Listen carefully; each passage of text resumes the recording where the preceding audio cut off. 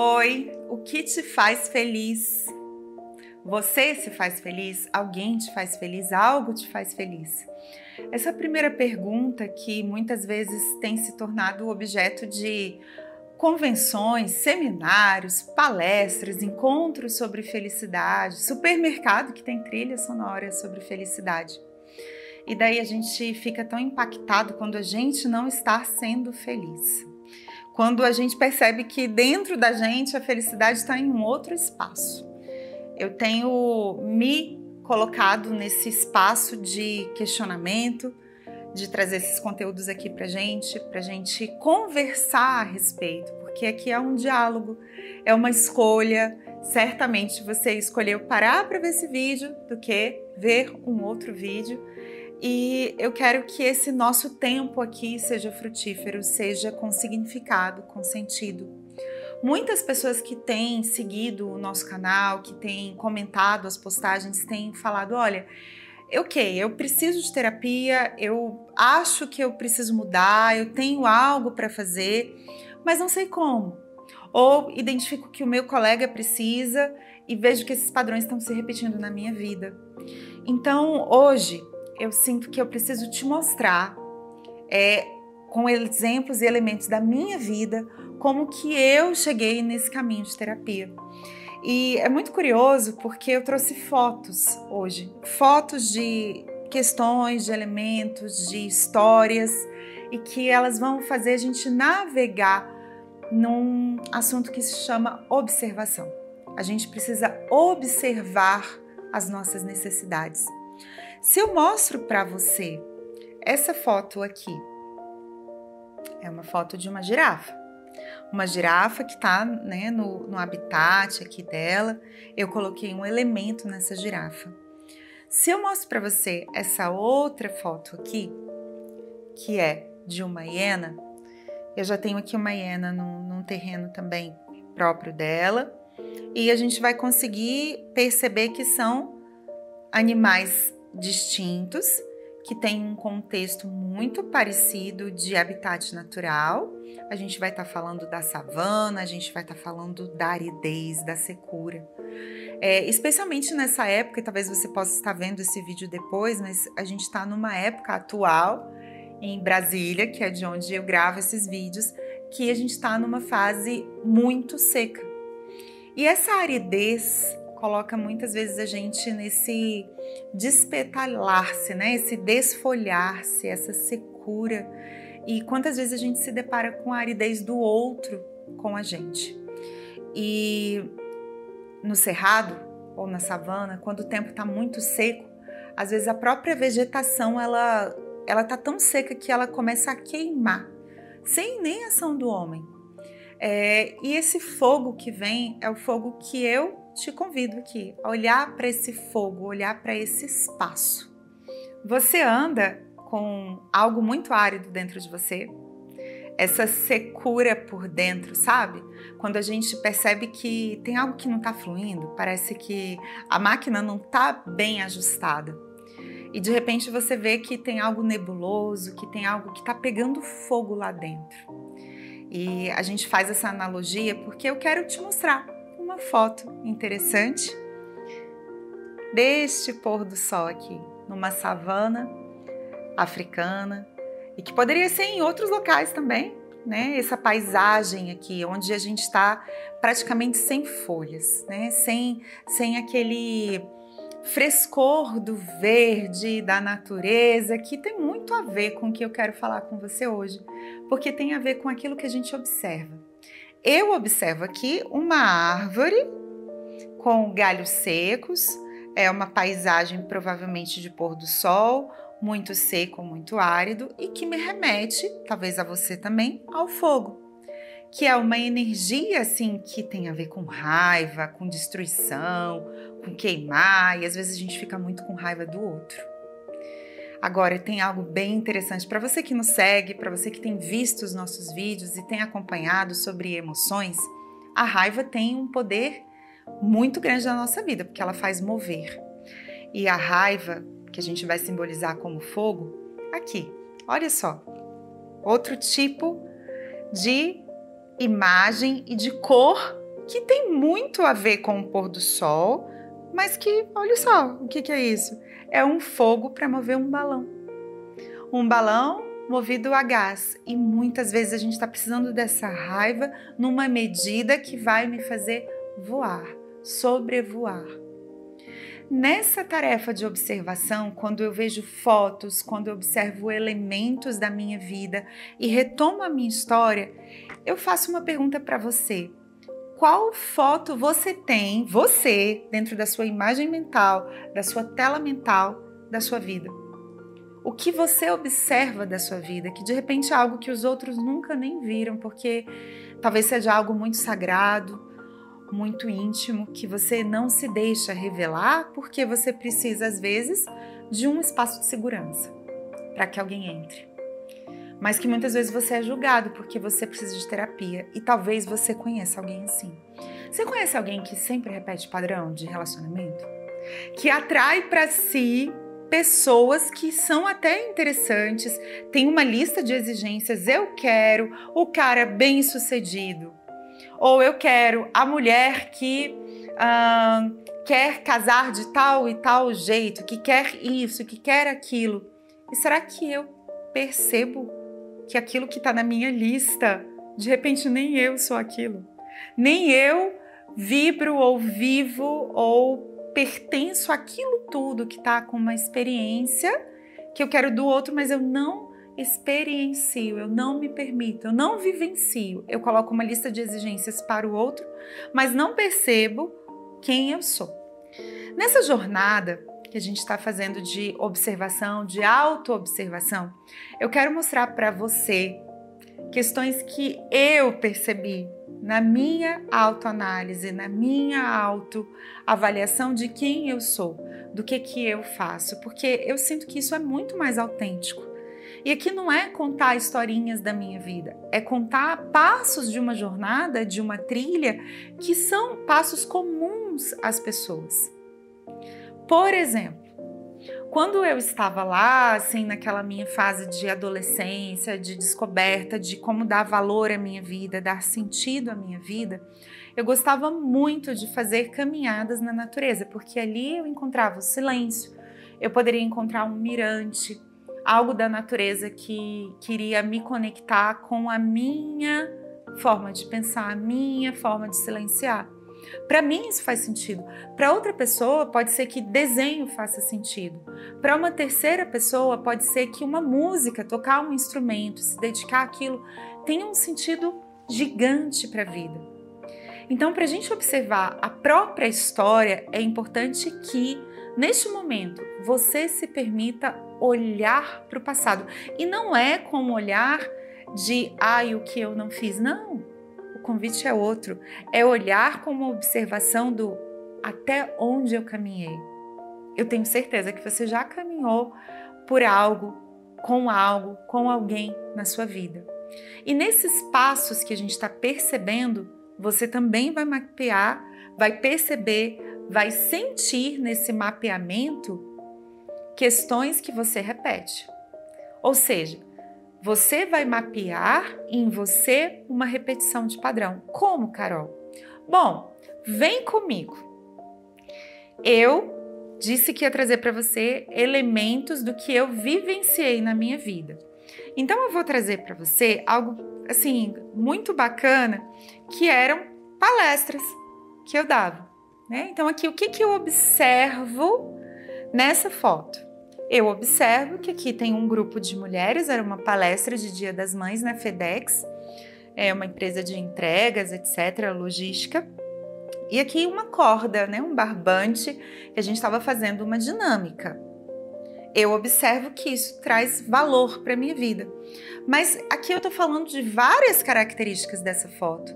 Se eu não sei o que é e só observo objetivamente o que tem aqui, mulheres, todas mulheres, um cordão, reunidas num semicírculo. Então, dessa forma do que eu estou vendo aqui, a minha observação ela pode ser apenas de elementos. E é aí que a gente começa a se enrolar na vida, né? Não por menos essa corda. E eu falei para você agora há pouco que eu gostava demais na minha adolescência e continuo gostando de fazer caminhadas para encontrar esse silêncio. Eu vou compartilhar com você um dos locais que eu pude ir e fazer uma caminhada muito bonita nessa natureza aqui, uma trilha. Aqui tem uma placa chamada Mirante. E nesse mirante um silêncio absoluto. Não pegava o celular, não tinha sinal de nada, mas é um convite para eu ter um sinal comigo mesmo. Nesse sinal comigo, nessa conexão comigo, eu só vou descrever essa foto. Eu vejo um céu azul, provavelmente você também vê o mesmo. Eu vejo aqui alguma forma de arbusto verde, algo que parece areia, uma placa escrita Mirante, e vejo também aqui algumas pedras. Na observação fática, ou seja, observação de fatos, eu não estou trazendo julgamentos. E é aí que a gente começa a entender que dar ajuda, receber ajuda, de repente ela precisa ser no fato. E hoje, a minha tarefa com você é fazer um convite técnico e teórico sobre essa observação. Eu vinha tentando encontrar um meio de trabalhar sentimentos, necessidades, emoções, valores e pensava, bom, o que a psicologia tem para nos trazer de ferramentas objetivas em relação a isso? Então, desde 2012, 2013, eu comecei a ter contato com uma técnica, com uma teoria que se chama comunicação não violenta, que é de Marshall Rosenberg, e eu preciso e quero fazer uma introdução sobre quem é Marshall. Você pode colocar em algum site de pesquisa, você vai ver que incrível a vida dele.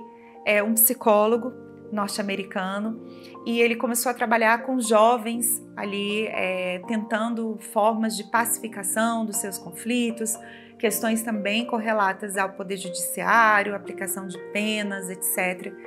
E ele chegou numa seguinte conclusão, que não seria o direito que iria resolver aquela sistemática, aquela problemática da população que ele estava atendendo. E ele, recém-formado em psicologia, já com várias questões próprias de sofrer bullying, de sofrer preconceito, de sofrer questões próprias, ele vai e fala para si mesmo, bom, não é o direito aqui que eu estou vendo como psicólogo, atuando ali nessas questões de justiça, não é o direito que vai atingir. Também me parece que não é apenas a psicologia, mas sim a comunicação. E eu acredito que nisso a gente está concordando aqui. Eu imagino que você que está do outro lado deve estar assentindo que a comunicação é a chave para a solução e também o desastre para muitas das questões. Se eu me comunico com você de uma forma não clara, de uma forma não empática, eu tenho certeza que você vai ter uma impressão ruim que você vai levar ela com você. Mas o que o Marshall nos convida é: vamos observar a forma de comunicação conosco primeiro. Então, quando eu falo de comunicação não violenta, é o que você traz nos seus sentidos, na sua própria comunicação, que possa ser gentil e compassivo com você mesmo. Como andam as vozes da sua cabeça com você? E ele nessas pesquisas todas, e é muito vasto o conteúdo que ele nos apresenta, porque ele é da área do humanismo da psicologia, ele é contemporâneo de Carl Rogers, se você for pesquisar, um incrível, que é também contemporâneo de Maslow, pirâmide de necessidades. Rogers, que fala do humanismo, que é a atenção centrada na pessoa. E Marshall traz pra gente um passo a passo de comunicação. Então a gente começa a ter fontes da psicologia com uma teoria que vai te ajudar a ajudar outro, ou a se ajudar a tomar uma decisão. Nossa, eu preciso de terapia. Eu preciso dizer para o meu amigo que esse padrão que ele está vivendo, que essa questão que ele sofre tanto, a solução está dentro dele. Mas aí a gente tem uma questão. qual o nível de consciência que a pessoa tem de se perceber. Porque muitas vezes a gente acha que o problema está no outro. Então, quando o Marshall começou a mapear e a fazer esses estudos e a nos ensinar sobre comunicação não violenta, e você pode encontrar vários vídeos dele, ele faleceu em 2015, então a gente tem bastante material digital do Marshall. Ele traz para a gente 4 passos da comunicação não violenta. O primeiro passo é a observação, que é o que a gente vem falando aqui. Como observar o fato antes de julgar. Em segundo lugar, o sentimento. Afinal, o sentir é algo tão universal, gente, que tão universal, que é o sentir que nos conecta aos demais. E esse sentir, eu venho pesquisando bastante essa relação do sentir com o sentido, qual o sentido que a gente dá para a vida, que você dá para a vida, que eu dou para a vida. E como que ele se expressa no nosso corpo, na nossa fala, nas nossas escolhas. E é muito bacana que um dos grandes detalhes do ser humano, que nos conecta inclusive com os animais de estimação, é o sentir. Por que a gente conecta com um animal de estimação e acredita que, nossa, o meu cachorro me entende? O meu gato chega perto justo onde estava doendo e ele parece que sabe algo. Porque a observação, ela se torna mútua ali. E os bichos, em especial os pets, né? Esses bichinhos que vivem em casa, eles têm uma questão no olhar que nos conecta com esse sentir que me emociona. Porque é a questão do branco do olho e do foco ali da pupila. E quando eu trago para você esse foco, eu vou te convidar agora para um exercício. O que permite você ter foco em você? Uma visão distanciada de você permite você ter mais foco em você? Uma visão interna permite você ter mais foco de você? Perceba, eu não tenho a receita. Talvez em algum momento você vai precisar de uma visão de cima. Essa visão de cima aqui, que é a visão da girafa, que é o símbolo da comunicação não violenta. Por quê? Aqui a girafa, que é um animal dócil, que é um animal que sim, né, da altura, a gente pode pegar aí a estatística, e que é um animal que tem uma questão de comunidade muito grande, né? Uma questão de trabalho em equipe, uma questão de solidariedade. Então, quando foi escolhido por Marshall algo que pudesse simbolizar a comunicação não violenta, a gente traz a girafa porque esse distanciar, esse olhar de cima, esse exercício que eu estou te convidando aqui, de uma forma bem prática, poderia ser: e se tivesse um drone sobrevoando os próprios pensamentos? O que eu observo? Sem julgar, sem criticar. Esse drone tá ali. Nossa, eu observo que eu ando pensando demais. Pode ser. Eu observo que eu me critico muito. Ok. Eu observo que, eu não aguento barulho. Eu preciso de momentos de descompressão. Então, perceba, a cada nível de observação, eu estou começando a entrar em algo mais profundo. E a observação, ela precisa ser de um fato, de um ocorrido. E não é aquela observação cheia de julgamento, cheia de críticas. Não, eu observo que, fazer esse exercício agora, existe uma girafa de madeira aqui na minha mão. Eu observo isso. Eu observo que essa girafa tem orelhas pontiagudas, e ela tem aqui, ela é de madeira e ela tem pintas aqui, manchas, enfim, um tom marrom. É só isso. Porque onde é que a gente erra? A gente coloca tudo junto. A gente observa que o outro está caindo no buraco e a gente acha que a gente que tem que salvar, sem nem perguntar para o outro se ele quer ajuda e como ele quer ser ajudado. E aí, o que a gente vê? A gente vê que as pessoas muitas vezes estão entrando nos seus problemas e puxando a gente para baixo também. A gente está dando a mão, só que a gente também está sendo sugado pelo problema do outro. Carol, isso está muito abstrato, não estou conseguindo entender. Vamos para um exemplo prático, bem prático. Vamos dizer que você tem um colega que vocês trabalham juntos e assim, os prazos não estão legais, a pessoa sempre diz sim, tem dificuldade de dar limites, mas por que a pessoa está nessa? Porque tem medo de perder o emprego. Então a pessoa está nisso e aí acaba que assim, o trabalho não fica bom e você depende dessa ponta para fazer a sua entrega. É um trabalho que exige algo aí concatenado. E você percebe tudo isso, mas você fala, bom, fulano sempre diz sim, fulano sempre diz sim, fulano não consegue entregar no prazo, fulano está impactando o meu prazo, o que eu vou lá?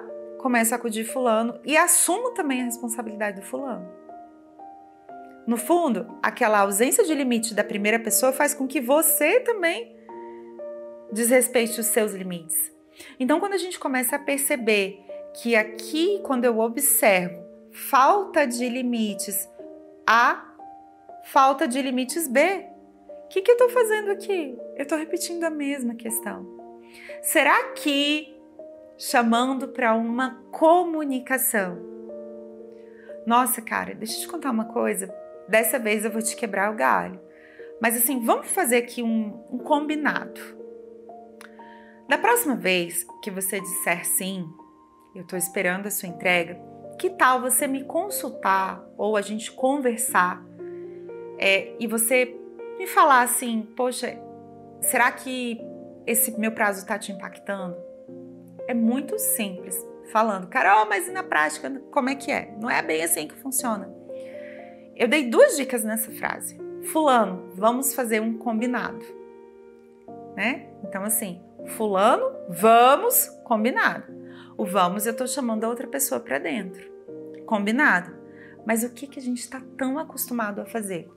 Achar que o nosso combinado é uma exigência e não perguntar para o outro se está combinado. E a gente não pergunta para o outro se está combinado. E outra, a gente também não diz qual vai ser a consequência ou o resultado caso esse combinado não seja feito. Então, quando a gente se observa, a gente deixa de falar várias questões, a gente deixa de sentir o que nos incomoda, a gente deixa de olhar para o outro com esse olhar compassivo, de olhar para si mesmo, atropela uma série de passos na comunicação e quer exigir do outro algo que não foi falado. É porque a gente não aprendeu ainda a comunicar com compaixão. Você que está acompanhando até aqui, se tem alguma dúvida, se tem alguma questão que você quer perguntar, comentar sobre observação de cenários, sobre observação de problemas, sobre autoobservação, deixe os seus comentários, manda um direct, porque esse é o momento para a gente trazer com muita consciência o que é observação de algo que eu sinto, algo que eu vivencio, de uma repetição de problemas. Isso se dá muito em relacionamento de trabalho, relacionamento pais e filhos, relações amorosas. Isso se dá muito para quem está vivo, vivendo em sociedade. Para a gente entender bem esse conteúdo de observação, eu quero trazer para você o que está aqui nessa grande questão que Marshall nos convida. Eu vou voltar para uma questão que é da girafa. Agora a girafa está aqui numa foto. E nessa foto eu coloco uma pérola. E a gente precisa lembrar que essa pérola que a gente é também é um pequeno grão de areia que foi incomodado, que foi ali, né, uma questão toda de uma resistência, de uma resiliência que foi formando naquela concha da pérola, né, uma concha ali que tem uma substância que vai trazendo essa pérola. E você deve estar muito calejado na sua vida. né, muito incomodado com questões e é difícil olhar para essa pérola, porque muitas das vezes a gente acha que a gente é como essa hiena, que é o outro símbolo em comunicação, na comunicação não violenta, que você vai me ouvir falar de CNV, que é uma sigla para comunicação não violenta.